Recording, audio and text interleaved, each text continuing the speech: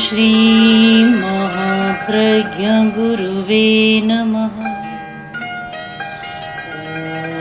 ओम श्री महाप्रज्ञ गुरुवे नमः। नमो अरहंताणम, नमो अरहंताणम। प्रसन्नता है कि आज हम लिंबायत की भूमि पर आए हैं। यहाँ आने पर सब लोगों ने एकाकार होकर हमारा स्वागत किया। हिंदू समाज है, जैन समाज साथी है, तेलुगु समाज ने, मुस्लिम समाज ने और भी अनेक समाजों ने स्वागत किया। मानता हूं कि यह स्वागत किसी संप्रदाय का स्वागत नहीं है, यह मानवता का स्वागत है और अध्यात्म का स्वागत है। अध्यात्म में कोई भेद नहीं होता, सब एक हो जाते हैं। मानवता में कोई भेद नहीं होता। अभी भाई ने बताया कि वर्ष के 363 दिन शांति से रहते हैं, 2 दिन तनाव में। यह 2 दिन का तनाव भी अच्छा नहीं है। चिंतन करें। मैं आपसे एक प्रश्न पूछना चाहता हूं कि हिंसा की शक्ति ज्यादा है या अहिंसा की शक्ति ज्यादा है?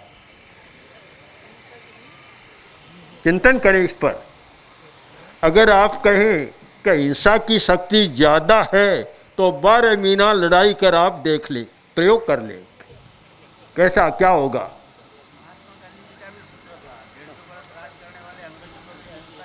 हाँ, नहीं, अगर 12 महीना आप अहिंसा के साथ तो जी सकते हैं और हिंसा करके 2-4 दिन में भी सारा वातावरण भय, तनाव, गरीबी से भर जाता है, रोटी मिलनी मुश्किल हो जाती है।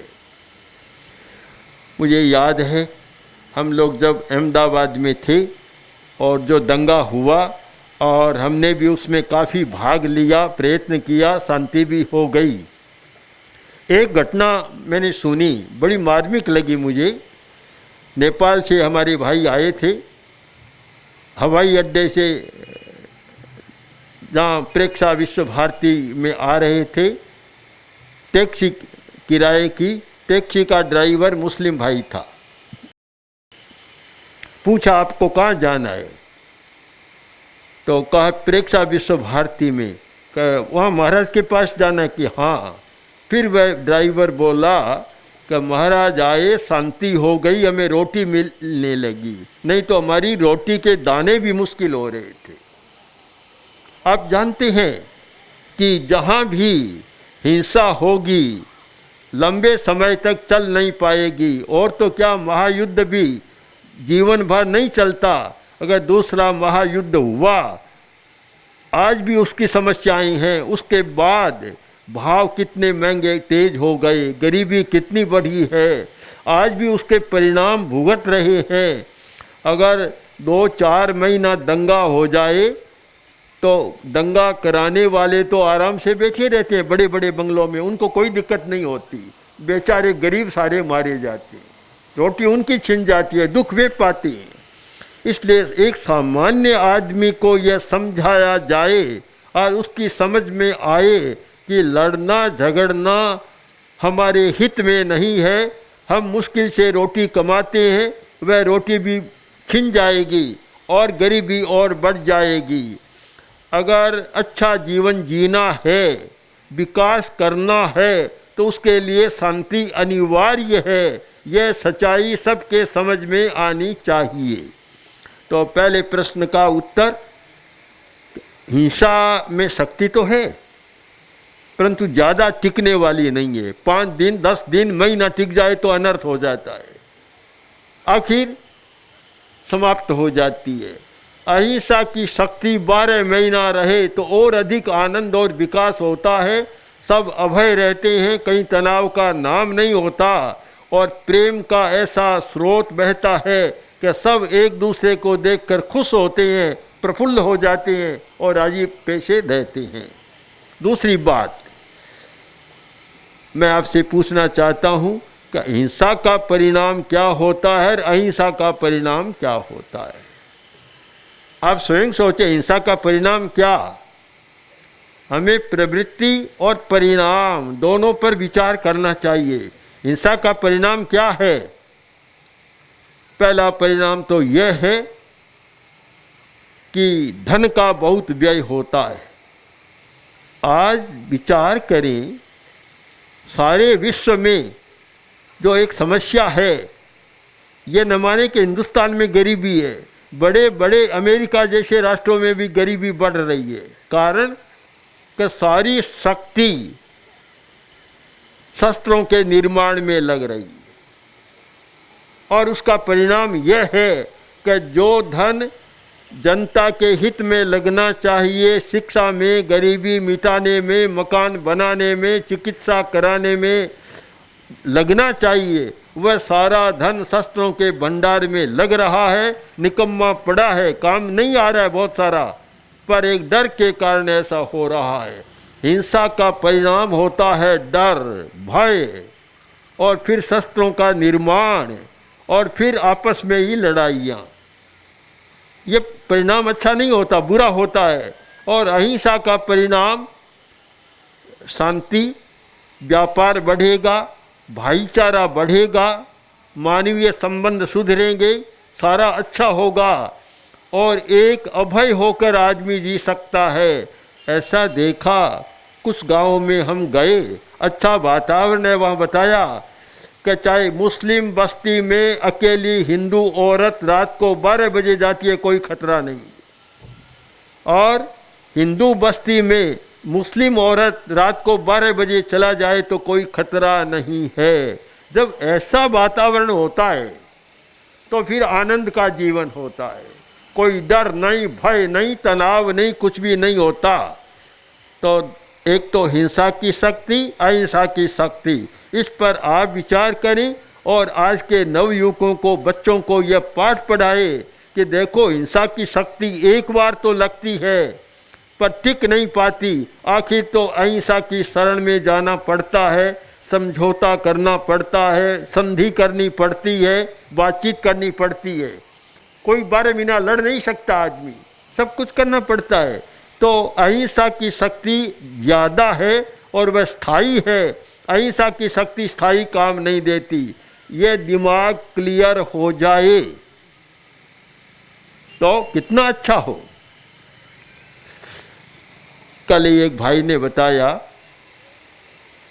कि मलेशिया के प्रधानमंत्री ने एक वक्तव्य दिया। उसने कहा कि मुस्लिम समाज में शिक्षा बढ़नी चाहिए, गरीबी भी मिटनी चाहिए, जिससे कि हमारा दिमाग शक्तिशाली बने और हम दुनिया में शक्तिशाली बने। बहुत अच्छी बात लगी, अच्छा सुझाव था। स्वयं प्रधानमंत्री भी मुस्लिम समाज के हैं और अच्छा सुझाव अपनी कम्युनिटी के उन्होंने दिया। उन्होंने कहा कि यहूदी थोड़े हैं पर उनका दिमाग बड़ा काम कर रहा है, बड़े शिक्षित हैं और ज़्यादा है। हम अगर शिक्षित नहीं बनेंगे तो पराजित होते रहेंगे, त्रासदी को सहन करते रहेंगे। तो समाज में शिक्षा बढ़े, चाहे हिंदू समाज हो चाहे मुस्लिम समाज, शिक्षा बढ़े, गरीबी कम हो, भाईचारा बढ़े, तो राष्ट्र का भी विकास, समाज का विकास और हर व्यक्ति सुख शांति के साथ जी सकता है। हम अहिंसा यात्रा में जा रहे हैं, काम कर रहे हैं। हमें लगा अहिंसा का परिणाम है कि जहाँ भी जाते हैं हमारा स्वागत होता है। कारण कि हम मानवीय संबंधों के सुधार में विश्वास करते हैं। मानवीय संबंध सुधरने चाहिए और जितना मानवीय संबंधों में सुधार होगा, सारी जनता आपकी बन जाएगी। जैन है परंपरा से, हिंदू समाज तो है ही जुड़ा हुआ, किंतु मैंने देखा कि अहिंसा के कारण मुस्लिम समाज और ईसाई समाज भी इतना जुड़ गया। गुजरात की यात्रा में, उन दंगों के दिनों में हम मुस्लिम समाज के विद्यालयों में रहे, उनके गांव में रहे जहाँ 70% मुस्लिम आबादी है और 30% हिंदू आबादी है, उनके बीच में रहे। हमें कभी डर नहीं लगा दंगा हो रहा है क्या होगा, कोई डर नहीं था। उन्हीं के विद्यालय में रहे, दिन भर उनसे बात करते रहे। हमने उनसे कहा कि देखिए आपके गांव की स्थिति क्या है। बड़ा अच्छा लगा।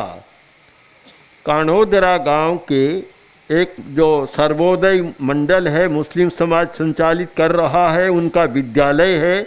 वहाँ के एक व्यक्ति जो सेक्रेटरी थे, करीम भाई ने बताया कि हमने एक ऐसा वातावरण बना रखा है कि इस दंगे के काल में हमने कह दिया 30% हिंदू है, 70% हम है, पर एक भी कोई घर छोड़कर जाएगा तो हम उसे जाने नहीं देंगे, और कोई भी समस्या होगी तो पहले मुस्लिम समाज भोगेगा, हिंदू समाज को आंच नहीं आने देगा। बड़े आनंद से रह रही है। यह वातावरण सब जगह बन जाए। आप मंदिर में, मस्जिद में तो अलग हो सकते हैं। कोई मंदिर में जाता है, कोई मस्जिद में जाता है, वहाँ आपका अलग अलग उपासना का क्षेत्र हो सकता है, किंतु क्या बाजार को भी आप बांट देंगे? क्या ऐसा प्रयोग करेंगे कि सूरत में कि ये तो मुसलमानों का बाजार है, मुसलमान यहाँ से ही खरीदे, यहाँ ही व्यापार करेंगे, हिंदू कोई नहीं आएगा।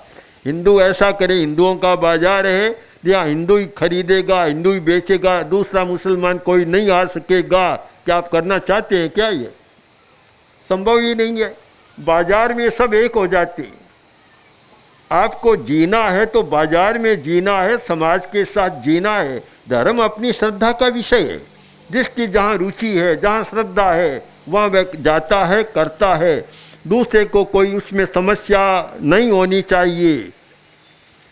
हमने जब वहाँ हिंदू मुस्लिम का कुछ चल रहा था, उस समय हिंदू नेताओं, मुस्लिम नेताओं से बातचीत की, गोष्ठियाँ की। उसके बाद सब सहमत हुए।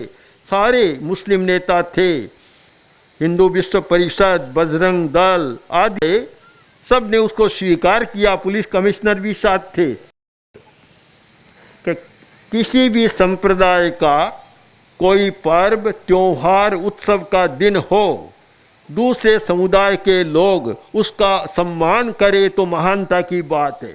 अगर कोई सम्मान न कर सके तो कम से कम बाधा न डाले, एक उसका सूत्र था। और ये सब ने स्वीकार किया, और उसी का परिणाम मानता हूँ कि जगन्नाथ की यात्रा निकली। मुसलमानों ने जितना सहयोग दिया शायद पहले नहीं दिया था। एक अच्छा वातावरण बना एक सारा। आज भी मैं आपसे कहता हूँ, आप एक संकल्प स्वीकार करें, हिंदू समाज के भाई, मुस्लिम समाज के भाई, एक संकल्प स्वीकार करें कि सामुदायिक दंगा न हो। अगर कोई हो तो मैं उसमें भागीदार नहीं बनूंगा। यह एक संकल्प हो जाए तो शायद दंगों की स्थिति समाप्त हो सकती है। हर व्यक्ति का संकल्प हो कि मैं दंगों में भाग नहीं लूंगा, हिंसात्मक दंगों में भाग नहीं लूंगा, काफी समस्या का समाधान होता है। देखिए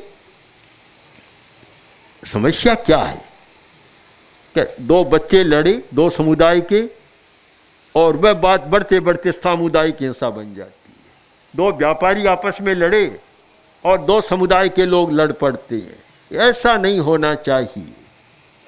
बस ठीक है, लड़े तो उनको समझाएं, अलग कर दें, किंतु किसी भी जातीय या सांप्रदायिक दंगे को उभारे नहीं। और हमने तो उसमें दूसरा हमारा सूत्र ये था कि कुछ लोगों ने कोई अपराध किया, उससे पूरी जाति या पूरे समुदाय को दोषी न माना जाए। कुछ लोग कर सकते हैं। अब उसके लिए क्या करना, एक विधा, एक उपाय आपके सामने रखना चाहता हूँ। हमारे भाई ध्यान से सुने कि यहाँ लिंबायत में हम आज आए हैं। हिंदू मुस्लिम भाई सब मिलकर और युवकों के लिए एक अहिंसा प्रशिक्षण शिविर का आयोजन करते रहे। अहिंसा प्रशिक्षण का शिविर चले, उसमें केवल हिंदू भाग नहीं ले, केवल मुस्लिम नहीं ले, दोनों समुदायों के युवक भाग लें और उन्हें साफ ये किया जाए कि भाई हिंसा से हमारा कितना नुकसान है और अहिंसा में हमारा कितना लाभ है, घृणा में कितना नुकसान है, प्रेम में कितना लाभ है। एक समुदाय दूसरे समुदाय के प्रति घृणा का भाव न भरे, इस प्रकार के प्रशिक्षण शिविर लगे तो शायद ये 2 दिन वाली बात भी आपकी समाप्त हो जाएगी, 2 दिन का भी नहीं रहेगा।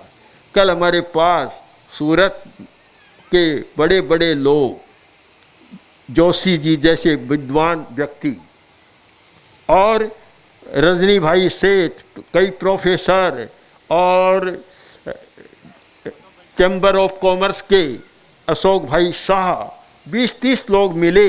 हमने एक योजना बनाई है कि यह अहिंसा प्रशिक्षण का कार्यक्रम कैसे चले, पूरी योजना सबने बना ली। और मैं तो चाहता हूँ अशोक भाई से भी कहा जाए और जोशी या रजनी भाई सेठ आदि से भी कहा जाए कि रमन भाई शाह आदि से कि 1-2 शिविर लिंबायत में भी आयोजित करें, केवल चैम्बर ऑफ कॉमर्स में नहीं, यहाँ भी आयोजित करें, जिससे सबको एक भाईचारे का महत्व समझने को मिले। तो आज आपकी भावना थी, हमारा कार्यक्रम तो मॉडल टाउन का बन चुका था, पर हमारे पास यहाँ के सभी जातियों के भाई आए, अनेक बार आए, उनका बड़ा अनुरोध था। तो आखिर हम उस अनुरोध को अस्वीकार नहीं कर सके। जहाँ मानवता का प्रश्न है, भाईचारे का प्रश्न है और जहाँ अहिंसा का और शांति का प्रश्न है, हम उसको अस्वीकार कैसे करें। आप जानते हैं यद्यपि 3 किलोमीटर आए, 3 किलोमीटर 6 किलोमीटर का चक्कर हमें पड़ा है, पर यह चक्कर नहीं मानता मैं। अगर शांति, सद्भावना और भाईचारे का वातावरण बनता है तो हम 10 किलोमीटर का चक्कर भी ले सकते हैं। जिस दिन जगन्नाथ की यात्रा का प्रसंग था और रात को 12 बजे अहमदाबाद के मेयर का एक पत्र लेकर एक आदमी आया हमारे पास, आकर बोला कि आज आपको जहाँ जगन्नाथ यात्रा शुरू होती है आपको वहाँ हाजिर रहना है। मैंने कहा अभी 14 किलोमीटर का चक्कर पड़ेगा, अब जाएंगे, हम तो आगे आगे हैं, पर उनका अनुरोध है। हम गए, 14 किलोमीटर का चक्कर लिया और जहाँ यात्रा शुरू हुई हम भी साथ चले। लोगों ने कहा 125 वर्ष में पहला मौका है कि जैन मुनि कोई जगन्नाथ की रथ यात्रा में सम्मिलित हुई है। और हमारे साथ मुस्लिम नेता बड़े बड़े जो हमारे साथ काफ़ी संपर्क में आ गए थे, वे भी सब साथ थे। और मैं कहना चाहता हूँ कि वहाँ कुछ शायद थोड़ी गड़बड़ कुछ लोगों द्वारा हो जाती। मुस्लिम भाइयों ने पुलिस को सूचना दी कि वहाँ कुछ होने वाला है, आप सावधानी बरते। कितनी बड़ी बात है एकदम सारी। और शुक्रवार का दिन था, जो नमाज आपकी दोपहर में होती है शायद शुक्रवार को 2 बजे के साथ, उस समय को बदल कर सद्भावना के साथ उन्होंने सुबह कर ली और दोपहर का सारा रास्ता खाली कर दिया। इस प्रकार की सद्भावना और भाईचारा बने, कितना आनंद समाज में हो सकता है और कितनी शांति के साथ जी सकते हैं। डर, भय, तनाव कोई भी नहीं।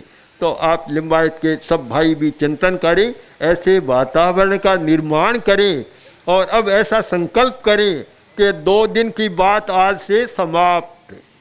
अब 365 दिन लिंबायत के नागरिक बड़ी शांति और भाईचारे के साथ जिएंगे। मैं समझता हूँ कि अहिंसा यात्रा का एक महत्वपूर्ण काम हमारा होगा कि अब लिंबायत दंगे के लिए प्रसिद्ध नहीं, अब लिंगायत सूरत और गुजरात के लिए शांति का संदेश वाहक बनकर रहेगा।